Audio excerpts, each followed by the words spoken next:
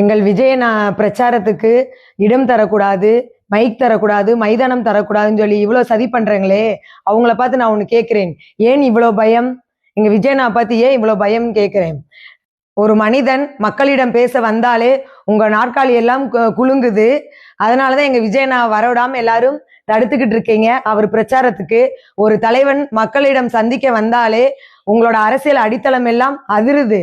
அதனாலதான் விஜயண்ணானா பயம். விஜயண்ணா மேல இருக்க பயத்தினாலதான் ஒவ்வொருத்தரும் ஒவ்வொருவரோட பிரச்சாரத்துக்கு தடை போட்டுட்டு இருக்கீங்க.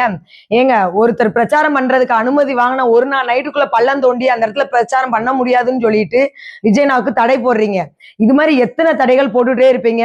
விசில ஊதக்கூடாதுன்னு தடை போடுறீங்க, அவர் பாடலுக்கு படத்துக்கு எல்லாத்துக்கும் தடை போடுறீங்க. நல்லா தெரிஞ்சுக்கங்க, இடம் தர முடியாதுன்னு சொல்லி தடை போடுற உங்களால மக்கள் மனதில் இடம் பெற்றிருக்க எங்க விஜயண்ணாவை எந்த சதியாலும் அழிக்க முடியாது.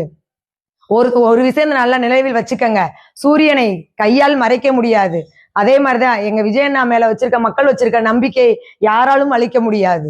எங்களுக்கு தான் அரசியல் தெரியல, விஜயண்ணா புதுசா களம் இறங்கி இருக்காருன்றீங்க, அணில் கூட்டம்ன்றீங்க, தற்கொலை கூட்டம்ன்றீங்க.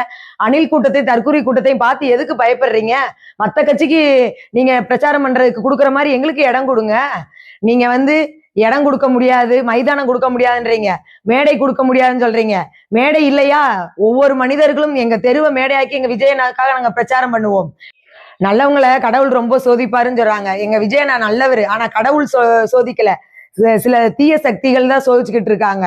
கண்டிப்பா நீங்க எத்தனை சோதனைகள் எங்க விஜயண்ணாவை கொடுத்தாலும் அதை சாதனையாய் மாற்றி நீங்க தடுக்கிற கைகள் எல்லாம் உடைத்தெறிந்து அதை பாதையாய் மாற்றி எங்க விஜயண்ணா கண்டிப்பா வெற்றி பெறுவார். சதி செய்யற ஒவ்வொருத்தவங்களும் அந்த சதியால் தோண்டப்பட்ட குழியால் நீங்க தான் பின்னாடி விழுவீங்கன்னு ஒழிஞ்சு எங்க விஜயண்ணா விழுக மாட்டாரு. கண்டிப்பா உறவுகளே, நண்பர்களே, விஜயண்ணா டிஎம்கே நான் எதுக்குறேன், டிஎம்கே தான் தீய சக்தி அப்படின்னு சொன்ன ஒரு வார்த்தைக்காக எங்களை நீ பகைச்சுக்கிட்டு நீ அரசியல் பண்ணிருவியா, பிரச்சாரம் பண்ணிடுவியான்னு பாத்தரலான்னு எவ்வளவு தடைகள் ஒரு மனுஷனுக்கு வந்துட்டு இருக்குன்னு பாருங்க. நேர்மையா இருக்க மனுஷனுக்கு மட்டும்தாங்க இவ்வளவு தடைகள் வரும். இடம் தடுக்கிற அரசியல் இனி முடிவுக்கு வரப்போகிறது. மக்களோட தீர்ப்பு தான் இனி சதிக்கு கொடுக்கிற சரியான பதிலடியா இருக்கும். நண்பர்களே, கண்டிப்பா நம்ம விஜயண்ணா வெற்றி பெறணும்.